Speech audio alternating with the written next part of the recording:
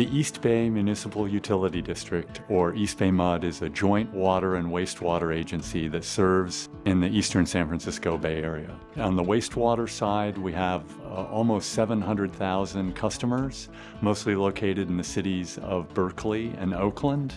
And at our wastewater treatment plant, wastewater arrives in the sewer pipe. We receive an average flow of about 50 million gallons a day.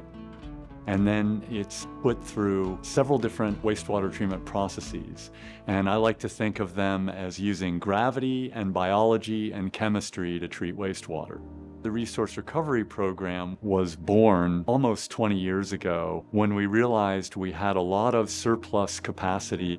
When this plant was designed back in the mid-70s, there was a food processing industry in Oakland, such as canneries, and they delivered a lot of waste to our plant. Well, over time, Oakland has deindustrialized, and that's left us with surplus treatment capacity.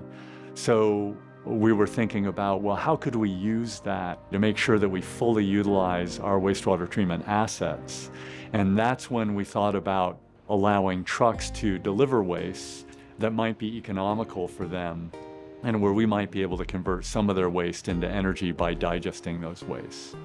We've allowed trucks to haul commercial and industrial waste to our wastewater treatment plant for treatment.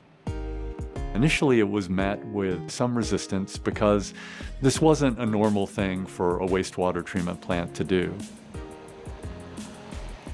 We take fats, oil, and grease from food and beverage industries. For example, chicken slaughterhouses, animal slaughterhouses, winery wastewater, wash water, brewery discharges from dairy processing facilities in the Central Valley, cheese manufacturing, olive brining. These are unique waste streams we're getting. At wastewater treatment plants, fats, oils, and grease are known as fog. We are currently at the fog receiving station. The truckers hook up and they are provided with a code. Then the valve will open and then they are allowed to offload into our fog tanks. We have like a 24-hour process that are offloading into our fog tank.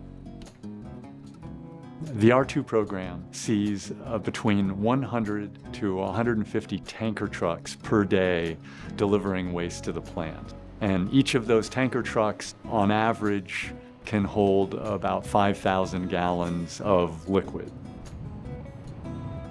They have to truck these wastes because some of the local treatment facilities don't have the infrastructure to handle large organic demand. Their only resource is to be able to truck it to our plant.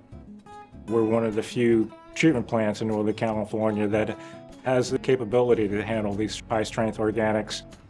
Setting East Bay Mud apart, trucks carrying waste that contains liquids mixed with solids are routed inside the plant, where they can be offloaded and processed at the Solid Liquid Waste Receiving Station.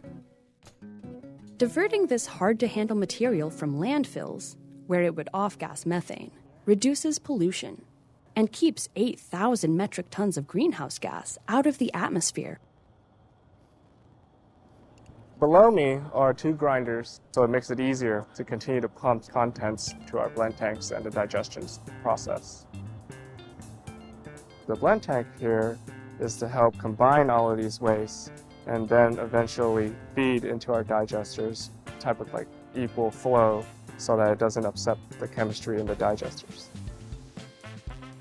We put them in the anaerobic digesters. There are bacteria that degrade the waste, and in the process of degrading that waste, they produce a biogas.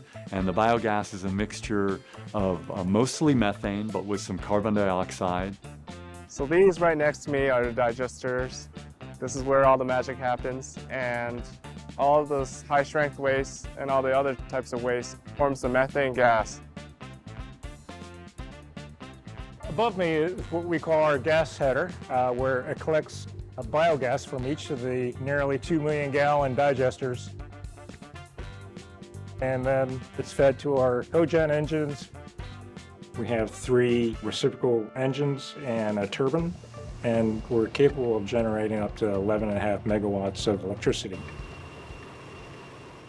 Before the resource recovery program, our on-site generation could meet about 40 to 50% of our wastewater treatment plant electricity demand, which is typical for most wastewater treatment plants. In 2012, we became the first wastewater treatment plant in North America to become a net energy producer, meaning that we produced more power than we need to operate the wastewater treatment plant.